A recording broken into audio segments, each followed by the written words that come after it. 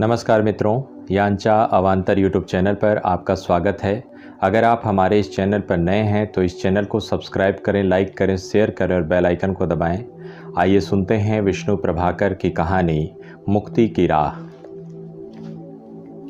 रास्ते की थकान से चूर होकर वे जिस मकान के सामने जाकर रुके वह मंदिर था। उसमें एक व्यक्ति बैठा था। उसी को पुकार कर किशुन ने पूछा, क्यों भैया, इस गांव का क्या समाचार है? व्यक्ति की अवस्था जितनी जीर्ण थी, स्वर उतना ही दीन था। उसने शंका से भरकर पहले तो उन तीनों को आंखें फाड़ कर देखा, फिर पूछा, आप? डरो नहीं, उमेश ने पूछा। हमने सुना है इस गांव में महामारी आ पड़ी है, क्या यह ठीक है? आप डॉक्टर हैं? नहीं। हाँ, तब आप लौट जाइए। लेकिन नहीं बाबू, कोई आप पर विश्वास नहीं करेगा। गांव में मौत का राज है। उसने सबकी बुद्धि हर ली है। वे जानते हैं जो आता है जहर देकर उन्हें मार डालना चाहता है। किशुन ने उमेश को, उमेश ने राशिद को देखा। आंखों ने आंखों में संदेश दिया, परिस्थिति यहाँ भी भिन्न नहीं है। उमेश ने फिर धीरे से उस व्यक्ति से पूछा, क्यों भैया, क्या यहाँ डॉक्टर आया था? जी। अब कहाँ है? कहाँ है मैं नहीं जानता, पर गांव वालों ने उसे ज़्यादा नहीं ठहरने दिया था। वह ठहर भी नहीं सकता था। लोगों ने उसका बक्स छीनकर फेंक दिया, उसकी शीशियाँ फोड़ डालीं। लेकिन क्यों? क्योंकि उनमें जहर भरा था। क्योंकि आदमी अब राक्षस बन गया है। उसने पहले हमारा अनाज छीना, हमें भूखा मारा। गांव के आधे जन भूख की ज्वाला में स्वाहा हो गए। जो अधमरे थे उन्हें महामारी ने आ दबोचा। वे शीघ्र इस जंजाल से मुक्त हो जाएं, इसलिए सरकार डॉक्टर भेजती है। सरकार के पास भोजन नहीं, डॉक्टर है। राशिद तत्परता से बोल उठा, लेकिन हमें सरकार ने नहीं भेजा। उमेश और हम डॉक्टर नहीं हैं। तो? अचरज से उस व्यक्ति ने पूछा। तुम लोगों के साथी, तुम लोगों की तरह हम भी दैव के सताए हुए हैं। उस ओर जो गांव है उसी में रहते हैं। मौत से कैसे लड़ा जा सकता है, यही विचारने के लिए गांव-गांव घूमते हैं। उस व्यक्ति को बड़ा अजीब सा लगा। उसने कहा, बाबू, आपको देखते ही जान गया था। आप अपने से लगते हैं। आपकी बात बड़ी प्यारी है, पर आप क्या करेंगे? आग बहुत फैल चुकी है। घर घर में मौत ने अड्डा बना लिया है। गांव में 100 घर थे, अब मुश्किल से 30 होंगे। उनमें भी आदमी कितने हैं? उसी समय गांव के रास्ते से आकर किसी ने पुकारा, दीनू, दीनू दादा। दीनू मंदिर वाले व्यक्ति का नाम था। चौंक कर बोला, क्या है रे? रामू चल बसा। चल बसा? हाँ दादा, उसका लड़का अब तक का है, माँ तुम्हें बुला रही है। दीनू सहसा उठ खड़ा हुआ, बोला, आइए बाबू, आप लोगों को दिखाऊं कि मौत कैसे नियम से अपना भोजन चुनती है। और कहकर वह आगे बढ़ गया। उन लोगों ने देखा संध्या का अंधकार गहरा होता आ रहा है। दूर क्षितिज पर मृत्यु की विजय लालिमा इस अंधकार में छिपकर धुंधली पड़ गई है। गांव के कच्चे घरों के आगे पीछे कहीं रह रह कर कुत्ते भूंक उठते हैं। कहीं कोई कबूतर रास्ता भूलकर फड़फड़ करता ऊपर से निकल जाता है और फिर सहसा चित्कार का कोई स्वर उस सत्यानाशी मौन को चीरता हुआ चारों ओर गूंज उठता है। उसी धुंधले, गंदे और विषाक्त मार्ग से आगे बढ़ते बढ़ते वे सहसा चौंक पड़े। राशिद ने अचरज से कहा, यह क्या है किशुन भैया?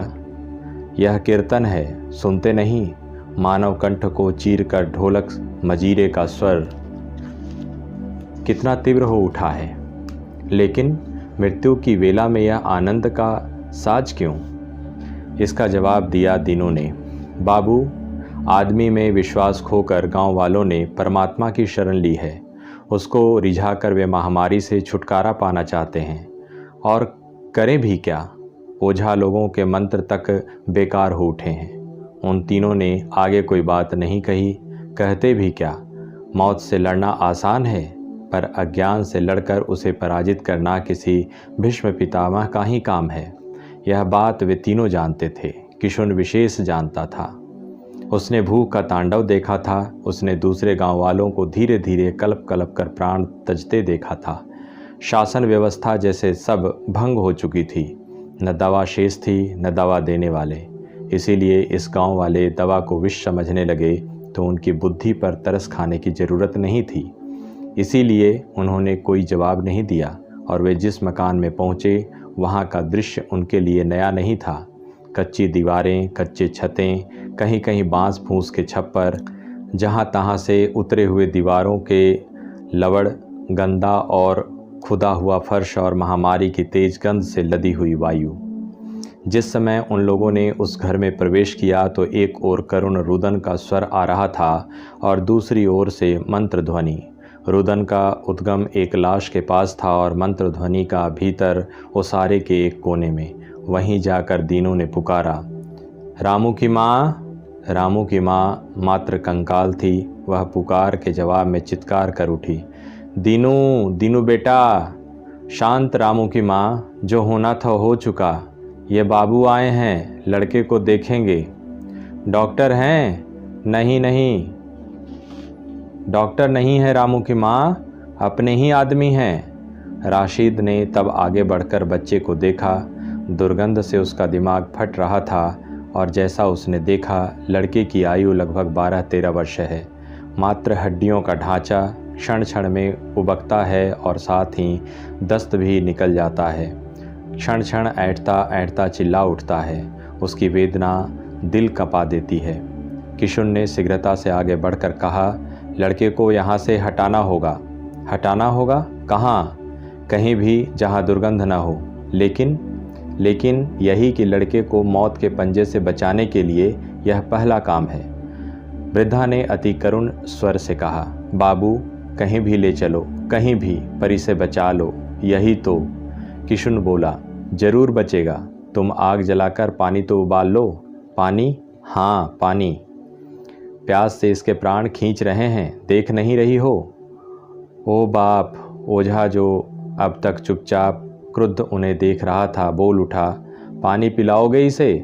गला घोंटकर क्यों नहीं मार डालते बच्चे को? पानी पीकर तो वह सांस भी नहीं ले सकेगा। हाँ, वृद्धा बोली, हाँ बाबू, इस बीमारी में पानी नहीं पिलाया जाता। लेकिन किशुन ने किसी की नहीं सुनी। उसने उसी तरह प्रीति कोमल पर अति दृढ़ स्वर में अपनी बात जताई। उसने रामू की लाश उठवाकर दूर जंगल में जलवाने का प्रबंध किया। उसने बालक को वहाँ से हटा दिया। उमेश और राशिद उसके साथ थे। दीनू भी सब कुछ भूलकर उनमें मिल गया। किशुन ने उससे पूछा, क्यों दीनू दादा, गांव में अभी कुछ जवान तो होंगे? हाँ भैया, कितने होंगे? 10-12। वो ये तो बहुत हैं। कल इन्हें मंदिर में बुला सकोगे? यदि रात रात में भगवान ने उन्हें बुला न लिया तो अवश्य ले आऊँगा। ठीक है, लेकिन तुम क्या अकेले ही हो? दीनू हंस पड़ा, भैया इतने बड़े संसार में कोई अपने को अकेला कैसे कह सकता है? पर जो कुछ हम देख रहे हैं उसने हमारे सभी विश्वास खंड खंड कर दिए हैं। इस मंदिर के पुजारी मेरे गुरु थे। न जाने कहाँ से मुझे उठा लाए थे। उन्हीं गुरु को भगवान ने जब अपने पास बुला लिया तो मैंने पूजा मंदिर में सदा के लिए ताला लगा दिया। भगवान से आंखें मिलाने की जी ही नहीं करता। उसके रहते ऐसा हो सकता है? यह बात समझ में ही नहीं आती। और फिर भैया फुर्सत भी नहीं मिलती। और हाँ, तुम चाहो तो उस लड़के को मंदिर में ले जा सकते हो। सुनकर राशिद के मन में एक बात उठी, ढूंढो तो भगवान की जाति के लोग कहीं न कहीं मिल ही जाते हैं। शैतान स्वयं शिव को अपनी छाती में छिपाए रखता है। किशुन बोला, ठीक है दादा, तुम्हारे मंदिर में ही इसे ले जाएंगे। और कितने बीमार होंगे भला? कोई संख्या नहीं है। जो चाहो जब बीमार पड़ जाता है। दवा का कुछ भी प्रबंध नहीं है। ओझा लोगों के मंत्र और कीर्तन के स्वर को छोड़कर कोई दवा नहीं है। बातें चल रही थीं और काम जारी था। उमेश की बोतल प्याज के रस से भरी हुई थी।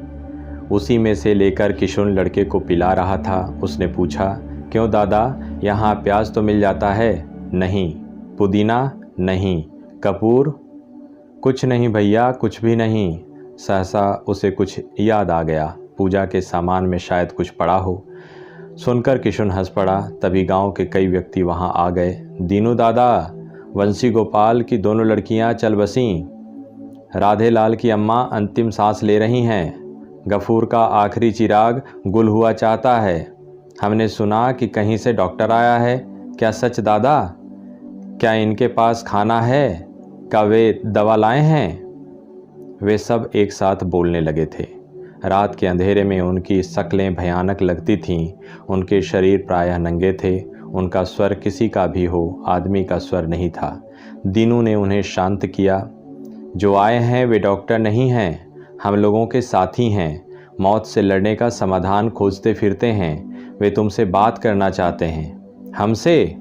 स्वर में अचरज था और था दबा हुआ हर्ष। आशा का यह स्वर सुनकर वे निहाल उठे, जैसे किसी ने उनके थके शरीर पर अपना सुकोमल हाथ फेर दिया हो, जैसे किसी शीत से ठिठुरते व्यक्ति ने कहीं अग्नि की ज्वाला देख ली हो। पर यह सब क्षणिक था। आशा की झलक बिजली की कौन से अधिक अस्थायी नहीं थी। गर्दन हिला हिला कर उन्होंने कहा, कुछ नहीं, कुछ नहीं, मौत ने हमें जीत लिया है। लेकिन किशुन ने इस ओर तनिक भी ध्यान नहीं दिया। सवेरा होते ही उसने सभी व्यक्तियों को मंदिर में बुला भेजा और कहा, साथियों, आदमी सबसे ऊपर है। दुख आज उसे नीचे गिरा देना चाहता है, पर जीते जी क्या यह संभव होगा? क्या तुम लोग पराजय को चुपचाप स्वीकार कर लोगे? मौत प्यारी है, पर तभी ना जब जीवन प्यारा हो। जाओ, हम पहले जीवन की कटुता हर लें। वह वेदना और विषाद के कोहरे से आच्छन्न है, उसे विश्वास से छिन्न भिन्न कर दें। भूख और महामारी हमारे शरीर को खा सकती है। वह तो मिट्टी है, पर विश्वास तो मिट्टी नहीं है। उसे कोई कैसे खाएगा? उसकी रक्षा के लिए हमें तब तक जीना ही चाहिए जब तक मौत हमें अपनी रक्षा में नहीं ले लेती।